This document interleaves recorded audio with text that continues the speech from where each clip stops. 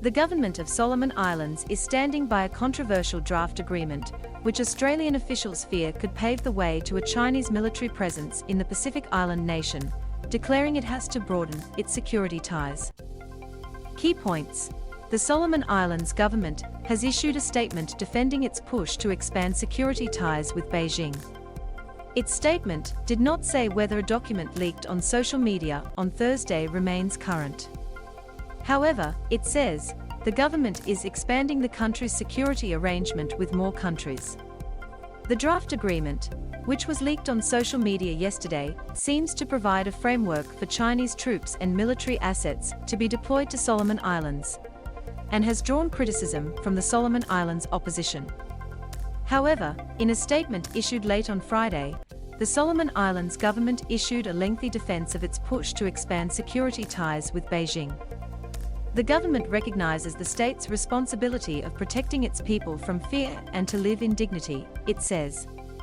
Broadening partnerships is needed to improve the quality of lives of our people, and to address soft and hard security threats facing the country. The statement does not say whether the leaked document is the latest version, or whether it will be presented to Solomon Islands cabinet in its current form. It also said the government was expanding the country's security arrangement with more countries, and suggested there was a strong development imperative driving the arrangement.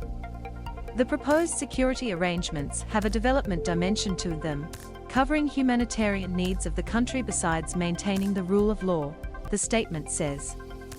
But it does not explain how the proposed agreement will boost development or lift living standards in the country. Australia and New Zealand have already expressed alarm about the draft document. Prime Minister Scott Morrison did not directly criticise Solomon Islands for pursuing the agreement, but said the episode highlighted the constant pressure and the constant push that is coming into the region from interests that are not aligned with Australia's and not aligned with those of the Pacific.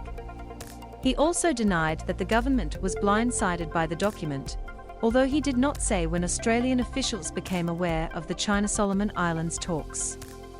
Both the Australian and New Zealand governments have raised concerns with the government in Honiara. Australia's Minister for the Pacific, Zed Seselja, was more forceful than the Prime Minister, saying Australia did not want to see an authoritarian regime coming into the Pacific's security environment, and predicted significant pushback from other Pacific Island nations.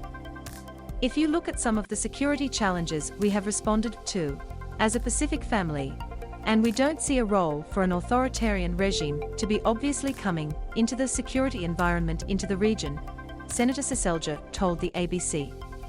The minister indicated he had already begun lobbying other Pacific Island states to register their concerns with Solomon Islands over the deal.